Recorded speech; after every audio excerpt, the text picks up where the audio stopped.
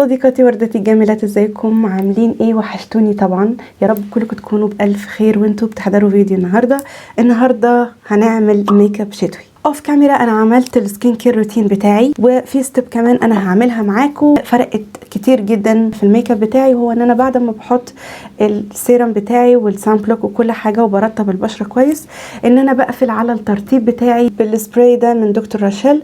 وصراحه عاجبني جدا جدا لان هو فيه ماده الهايلورونيك اسيد، ومعروف ان الاتش اي بعد الترطيب بيقفل على الترطيب، فبيخلي الميك اب يقعد معاكي حبه حلوين. طبعا عشان انا مثبته حواجبي هغطي بس منطقه الحواجب وهرش على وشي، ده اللي يهمني في الموضوع كله. دلوقتي هاخد الكريم ده اللي هو اسمه بيافين، وهاخد منه نقطه، يعني نقطايه كده قد حجم البسلايه، وهبتدي اسخن الكريم ده على ايدي بحركه صباعي كده.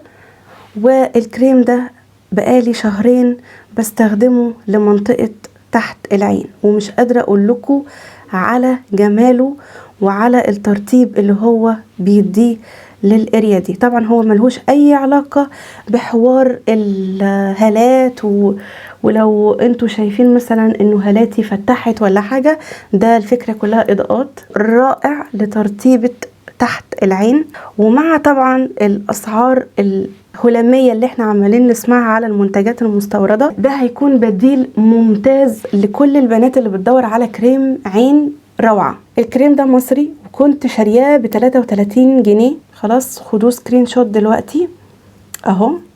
وتاخدوا بقى المفاجأة الكبرى، الكريم ده فيه زيت الافوكادو، زيت الافوكادو الموجود في كريم العين بتاع كيلز. طبعا انتوا عارفين كريم العين بتاع كيلز معدي قد ايه. الكريم الوحيد اللي موجود في السوق المصري بالرينج ده بالتفاصيل دي للمنطقه دي، وامان جدا اللي فيه الزيت ده. مش هقدر اقول لكم ان ده بديل، بس حاجه نقدر ان احنا نمشي بيها الدنيا مع الاسعار الاوفر بتاعه المنتجات المستورده للفتره دي. دلوقتي يا بنات انا هستخدم البرايمر ده من ميبلين اللي هو فيت مي، وزي ما قلت لكم في الفيديو اللي فات بركز على منطقه التي زون، ومش بكتر منه قوي بصراحة لانه بيزحلق الفاونديشن بس بيعمل نضارة حلوة. في طبعا واحد تاني لونه موف ده للبشرة الجافة. دلوقتي هاخد الكونسيلر ده من ويت ان وايلد وهكنسل بيه الهالات والمشاكل اللي موجودة في البشرة. الكونسيلر ده اول ما بتحطيه بيبقى لونه حاجة، ولما بيأكسد على البشرة بيدي درجة حلوة قوي قوي للكنسلة بتاعة الهالات.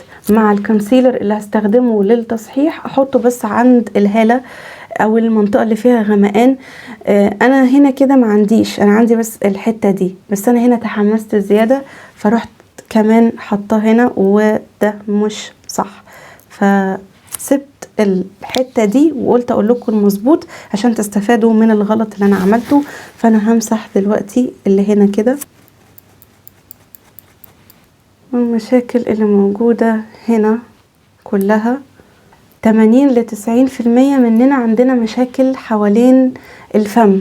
خلاص فحاولي تكنسليها كلها قبل ما تبدأي تحطي الفاونديشن علشان ما تبوظلكيش لون الفاونديشن. بنات شكرا من كل قلبي بجد على كل التعليقات الإيجابية اللي سبتوها لي تحت آخر فيديو. أنا مش قادرة أقول لكم قد إيه أنا انبسطت بإعجابكم بالفيديو، ما تحرمش منكم أبدا. بدمج وقد إيه دمج إيدي بيكون خفيف من الفاونديشنز الشتوية اللي لو فتحتي قلبي كده هتلاقيه قاعد جوه. الفاونديشن ده بتاع تشاو، فهو ده اللي انا هستخدمه النهارده. باخده احطه كده وببتدي احطه بالطريقه دي. طبعا احلى مليون مره من لما كنت بستخدم الابليكيتور بتاعته واحطها وارجع ادمج بالسبونج. لا الطريقه دي احلى بكتير واحلى في كميه الفاونديشن، وانا عملت لكم فيديو لو ما كنتوش شفتوه هسيبه لكم في شاشه النهايه، هيظهر لكم في اخر الفيديو خالص لما يخلص. من احب الكونتور ستيك على قلبي ورخيص واللي هو متوفر وسعره مش عالي قوي، هو ده بتاع اماندا اللي انا للاسف الشديد جيت عليه ضيعت مش عارفه دول مش عارفه اسمهم ايه. والدرجه اللي معايا دي اعتقد كده ان اسمها 02 دارك. بجيبه من هنا وبنزل بيه شوية كده وبسحب بيه الوش، بقلل وشي.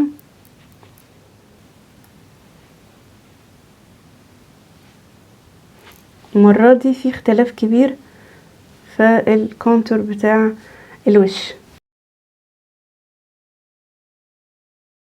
هاخد براش وهبتدي ادمج هنا كده في مكان، ما تنزليش، يعني انت ممكن تدمجي في مكانه او تطلعي على فوق، ما تنزليش بالخط بتاع الكونتور بتاعك لتحت، لانه ده بيبين انه ان انت يعني مهدله وحزينه.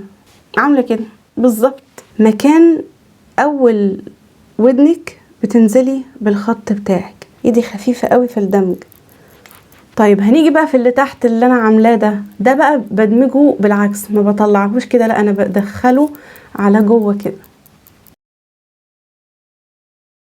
طبعا لازم يندمج بشكل محترم فما يبانش ان هو انت عامله الخط ده. شايفين المنظر. بالنسبه بقى لقورتي على فوق لمنابت الشعر، النوز بناخد براش اصغر نشتغل عليها هي كمان في مكانها بقى. دي بقى لا بنحدفها يمين ولا بنحدفها لفوق ولا لتحت، احنا بنشتغل في المكان. استخدم الليكويد بلاشر ده من شي جلام اللي هو كالر بلوم ليكويد بلاشر، درجة هي بينكات كده، اسمها لاف كيك.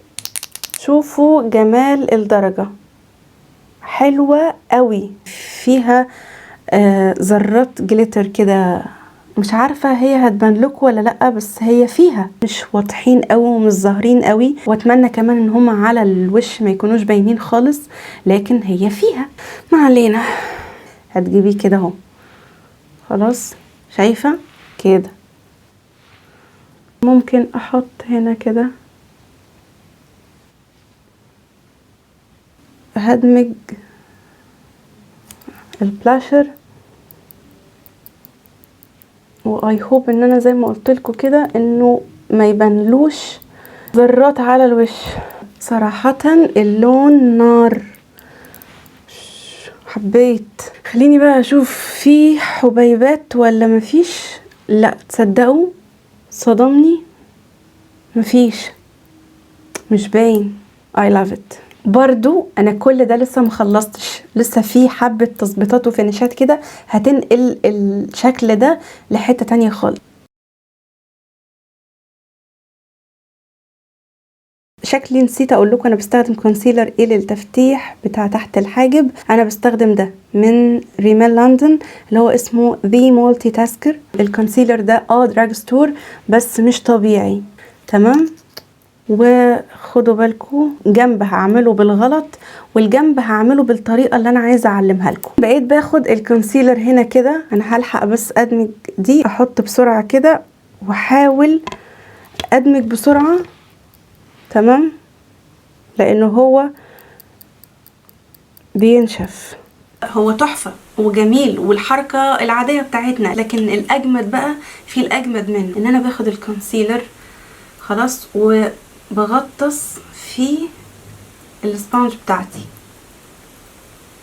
حلو الكلام، في الزاوية الداخلية بتاعة العين، وعيش اللحظة بقى. شايفين الكفرج بتاعته تحت العين؟ بصوا جربوا التاتش ده وقولولي رأيكم هيبقى عامل ازاي بعد كده. مش هحط تاني، هاجي هنا كده عند الدقن واعمل دورية كده ابرز فيها الدقن. مين فينا لما حطت صورتها على الفيس اب عجبها جدا شكل شفايفها، والتحديدة اللي بتبقى فوق الشفايف كده دي بتبقى بصراحة جامدة جدا. افضل حاجة ممكن اقولكوا عليها وفي نفس الوقت احلل انا كهدير فلوسها هو القلم ده بتاع ميبلين اللي هو توتال تمبتيشن. انا قلت لكم ان انا القلم ده كرهاه كره مش طبيعي وسعره غريب. القلم ده بقى باخده وبكنتر بيه وبحدد بيه شفايفي، هو على جراي، فصراحة رائع. القلم بتاع الحواجب بيثبت معاكي اكتر من الليب لاينر. شايفين المنظر؟ فوليوم بق ماشي. هاخد السبراي ده اللي هو الداوي فينش وهرش هو بيرش فين؟ كام رشه كده. وبعد كده بقى ادمجي اللي عملتيه كله، كل حاجه هتندمج معاكي بسهوله السهوله. متنسوش الجناب بتاعت مناخيركم. وهثبت وارجع لكم. دلوقتي بقى يا بنات انا عايزه اعمل اي شادو على موفات وبنفسجيات. الباليت دي من بريتي وومن اللي اسمها اي شادو. ده شكل الباليت من بره، ودي الدرجات او الالوان بتاعتها من جوه، واحنا هنشتغل بيها النهارده. الدرجات اللي في دماغي دي يا رب تظبط يعني معايا. يلا بينا نشوف هنشتغل بيها ازاي. هستخدم اول حاجه الدرجه دي ترانزيشن كالر، تطلعيه لبره كده. بعد كده هاخد الدرجه البنفسجيه الغامقه دي وبحطها هنا كده،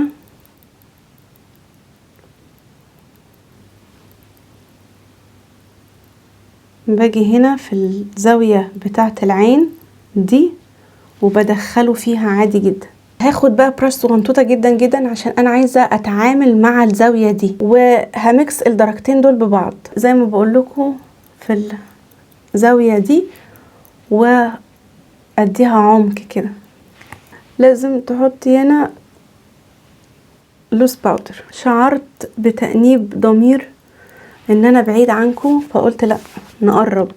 اعتقد ان انا افتكرت العيب اللي كان موجود في الباليت دي، انها بتقطع في اماكن واماكن. هنا مثلا هي قفشت في اللون، هنا مش عايزة تدمج بشكل كويس، او يعني مش عايزة توزع اللون زي ما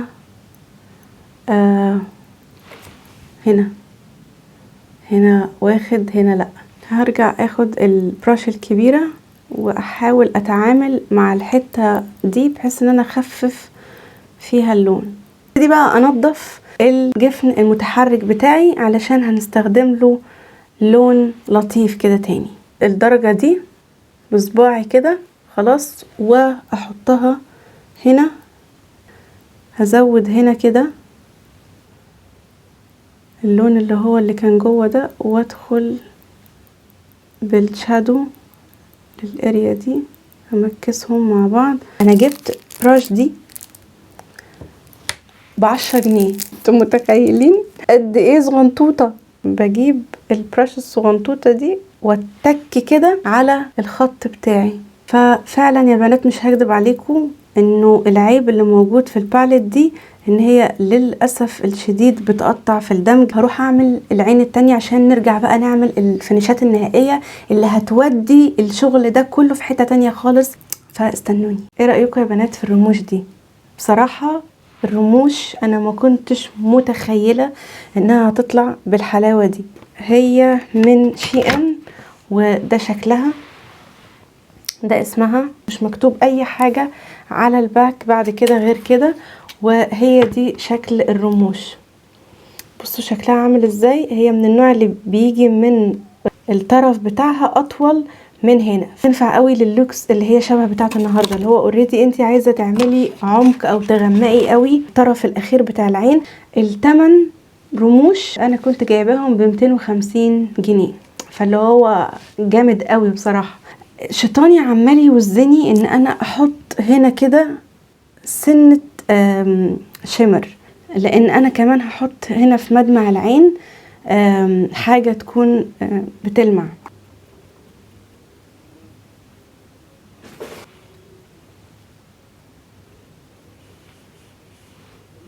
تاني فرشة يا بنات بقى جبتها ب10 جنيه برضو من نفس المحل. فرشة انا اتصدمت من حلاوتها لدرجة انه انا قررت ان انا هنزل اشتري واحدة كمان، او هاخد كل اللي موجود بتاعة الايلاينر. قد ايه رفيعة وقد ايه عظمة. فهاخد الجيل لاينر بتاع انجلوت، وهستخدم بس الجيل لاينر في مدمع العين. انا مش هعمل ايلاينر ولا حاجة، هحطه بس في مدمع العين. قبل ما ارسم المدمع عشان اعمل ستيب واخلص منها، هاخد اللوس اي شادو ده من بيرل كوزماتكس، وده الدرجة بتاعته 16.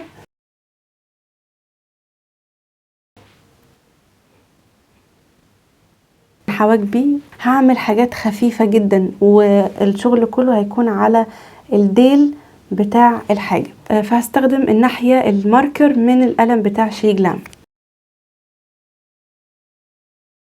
برضو من الجيل لاينر بتاع انجلوت.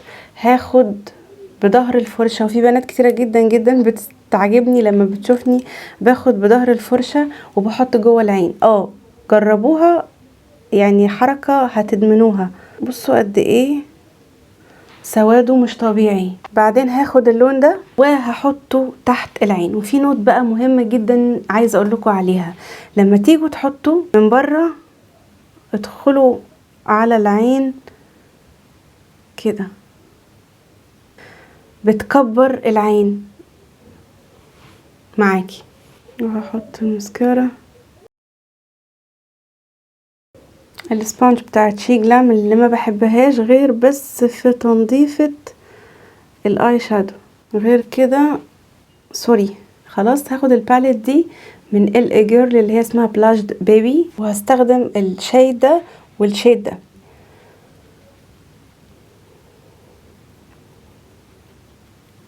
بعدين هاخد الدرجة بتاعت البلاشر، شفتوا ضمتها ازاي؟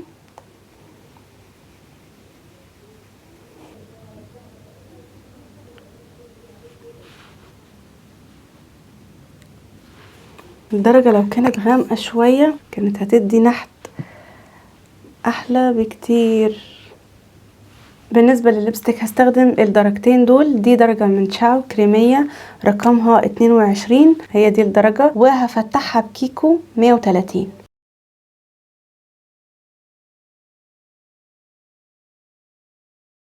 بصوا يا بنات التحديدة بالقلم بتاع الحواجب ادت الافكت ولا لأ؟ هبتدي افتحها بكيكو. واخر حاجة هرش السبراي ده من ايفون ماجيكس، بيدي فينش مات. هحط هنا الشادو اللي هو اللوز ده عشان ايدي بتاكلني ان انا ابوظ اللوك. النبي حلوة الحركة.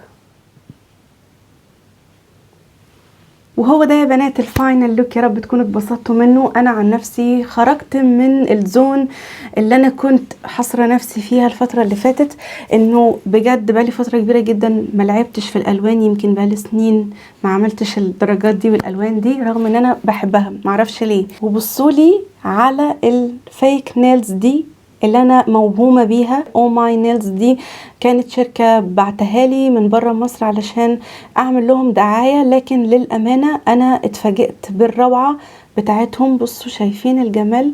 اغلب النيلز اللي بلبسهم الفيك بتكون من الشركه دي، لان هم كانوا باعتين لي كولكشن كده محترم، فعجبني قوي بصراحه. بس كده يا حلوين، يا رب تكونوا استفدتوا من الفيديو. لو استفدتي ما تنسيش اللايك الكبيره قوي قوي قوي، وشير مع صحباتك الفيديو ده، واشتراك لو انت مش مشتركه، وفعلي الجرس. واشوفكم دايما على خير.